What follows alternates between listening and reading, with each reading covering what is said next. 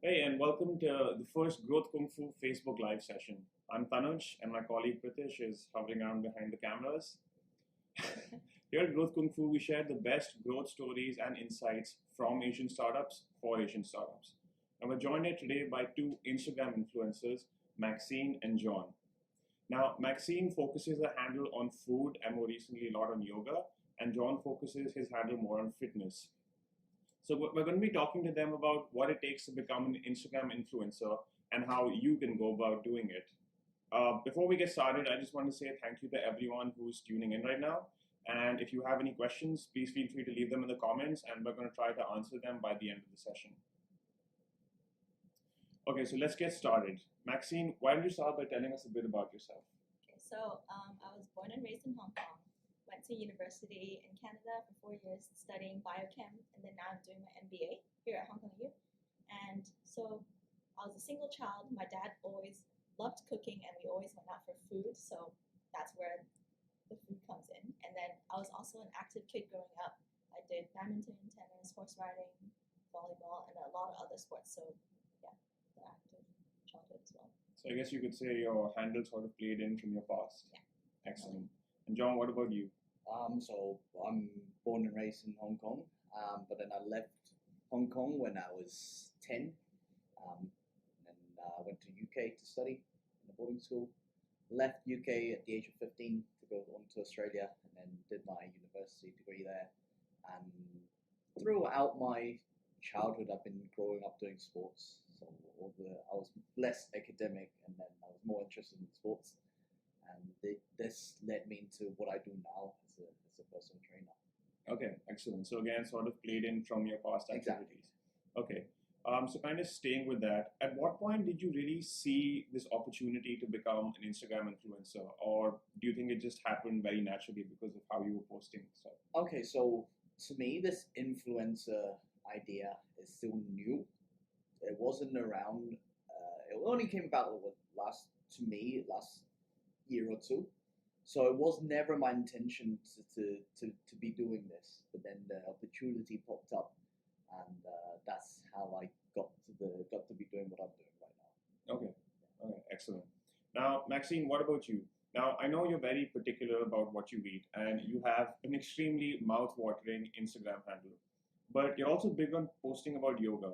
So, could you talk a bit more about how you made that transition to go from food to yoga? And then, again, the same question about being an Instagram influencer. Did it come naturally, or is it something that you actively went out and looked for? For sure, I think it was natural because so ever since I was young, I started taking photos of food, not because I liked it, but it's because I associate it with memories. So every time I go eat, I would take pictures regardless. And so Instagram was just an output for me to share the photos with my families and friends actually initially. But turned out that people liked it and they started following, and that's how I became like I guess more and more popular. A little bit, yeah. But so initially it was only food for maybe a good 1 to 2 years. And then it was only recently that a friend was like, oh, you have a separate account for yoga and food. Why don't you try combining it? Mm. And so I just slowly posted like 1 or 2 photos, and then now it turned into, yeah. So I guess it just came very naturally to you as well. So keeping with that question, if someone else tomorrow wants to become an Instagram influencer, is there any advice that you could give them about how they should go about it? For sure. I think they should find out what they're passionate about, what they like posting about, so they find that niche audience that they want to target to become their followers. And then they can start creating their content around that thing, and just to make sure to use the appropriate hashtags to get their profile and their pictures out there so that people can find their Instagram and find their photos. Okay, excellent. Also, always probably just post about what you're good at and what you love, right? Exactly, yeah. And consistently post like every day if you can. Oh, yeah. Okay, excellent. So, John, now I know you've also been, I'm sure, doing a lot of paid postings. Now, Instagram influencers don't really start by selling stuff. That's not usually the starting point. So, in addition to those paid postings, how else do influencers monetize? So it never came. It it would never started off as something that is money related. It was never from a business perspective. I mean, it just came about, and so for people to do that, you do need to focus on that one niche market and that one thing that would attract your target audience, and then that's how you go about it. Okay, perfect. And if you had to touch more about how you can monetize, would you just say follow your passion? And I think that's the general theme that I'm hearing. And then the views will follow, the likes will follow, and that's how you could probably build on it. Exactly. You got to be aware of what, because with the thing with Instagram is there are different categories. So your people that are into food, into yoga, into fitness, into music, into arts. You got to be aware of what everyone else is doing as well, Right. and see what they're interested in. Okay, excellent. So, Maxine, how do you differentiate yourself from other influencers? Because I know there's a bunch of people posting about yoga and vegan food on Instagram all the time. Yeah. Well, I think it's also like how we as individuals differentiate ourselves from each other. Like it's your own personality that's showing on Instagram. So like, even though we're posting about yoga and food together, like the way that I have my captions or the way I edit my photos, the way I don't know, like take the photo in the first place would be different. It would be instantly different. Okay. So it's just your followers depend on whether they like associate with you or not. Great response. Do either of you use any tools or apps? There are a couple of editing filter apps for your photos. Yeah. Okay, so just the filtering, but nothing in particular to boost your posts or any spending at this point. Not at the moment. Okay, perfect. So we've actually seen a lot of different influencers spin off businesses once they got more popular with their handles. Do either of you have any plans to start something by leveraging this platform? Yes. So that like I said, it started off with just a hobby, just an interest, a passion, a bit of showing off. Yes, you do need to be showing off to get more people want to see that sometimes. And then other brands will come approach me, and from there led me into a lot of opportunities. Like I said, I started off in the fitness industry, working as a personal trainer, and Instagram did help me in an indirect way, I guess, into now a more business opportunity. By that I mean it helped me meet a lot of people, because with what I do, I don't really have a lot of time socializing, meeting a lot of people outside of the fitness industry. Right.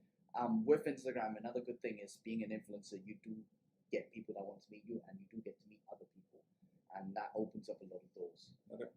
So that translated to, with your question, what I'm starting up now is my own gym, and that is a really good thing. It would not be all credited to Instagram, but I would say it did help me open some doors, and I am with this starting my own business. Okay, fantastic. So now I find this ecosystem of Instagram influencers particularly interesting because you guys aren't really competing with each other. What I've noticed compared to other industries is you'll always be there liking each other's pictures, sharing each other's posts. If you ever were to look at other startups, there'd be more competition. Now, do you feel this is more because this whole ecosystem is very new and you guys are just trying to promote it and build it up? And if so, do you see this trend changing in the future, or do you see this carrying on of everyone sharing and liking and being a big community? Well, like I said before, like your Instagram handle is basically a way to share your life, and so essentially it's like your personality as well. So in that way, we don't really conflict with each other. So liking and sharing each other's posts is kind of like us being friends, and yeah, so like me sharing, and then like in anything, like working together is always better than working alone. Like it would be more effective to have a group of people who are all doing well, but then each targeting a different audience. So I don't really see the conflict there, and yeah, no, I don't see that trend changing in the future either. I think it would still be like a big community that keeps growing and growing, except just brands would target different influencers. Like one brand who contacts person A would not contact person B, but person B would probably get another brand who doesn't want person A. Right. So like the conflict It isn't really there at this point. Still, so I'd say it's still pretty new. I mean, this ecosystem is still very new, so you expect this trend to carry on for a bit while longer, right? Yeah, just to touch on that. I don't see it as a competition just because I don't think it is commercialized. There's no money involved. Right. That is the fundamental difference to a startup business. I mean, yes, we are promoting ourselves, but like Maxine just said, everyone's sort of telling a story. We're all sort of different storyteller about ourselves. So it's, and then you're also competing, or you would be people that are got the same passion as you. Right. So in a way, you're more friends than competition. You know what I mean? So That's an interesting point. there's no competition there, and you it's good you get to meet more people that are interested. You're meeting friends, so Excellent. it's quite a friendly environment in that sense. Great. So I mean, I guess if we were to wrap it all up in, to sum it up, what I can draw from this is don't try and force it. Whatever your passions are, whatever you guys have done from the past, there's becoming an influencer will sort of come from it naturally. I guess to our viewers out there, something you can do is try and post every day, keep the interactions up, and keep liking each other's posts. That's it. Right. So one last question. So John, you mentioned you were going to be starting a gym. I am, yes. Could you tell us when it's going to be launching, what it's called, etc.? So it was a couple of partners and I started off with the idea. Again, we met over Instagram. Okay. Yeah, and our gym is called Tribe, and it's going to be in Hong Kong, opening up next week. So very excited, very busy, and it's in 4th of March, and we're located at One Island South in Japan, which is near the Ocean Park. Oh. And just a little bit of promoting. We are we like to think we're a very unique first in Hong Kong, and we're a movement-based gym. And again, this trend comes from overseas, so nothing happening we haven't seen anything like that in Hong Kong yet. So over Instagram, you see people doing other stuff overseas. So we'll bring it into Hong Kong, and we have the talents for it. We've got the facilities for it. So we're starting a movement gym, which is less commercialized than the bigger brands in Hong Kong. Okay, so I guess Instagram in a way became a source of inspiration for you. Inspiration, that's definitely. You get to see what other people are doing, Okay. and then it gives you some ideas.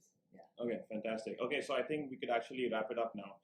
Thank you guys for tuning in. And if you want to hear more such growth stories, you could log on to www.growthkungfu.com. Thank you and have a good day.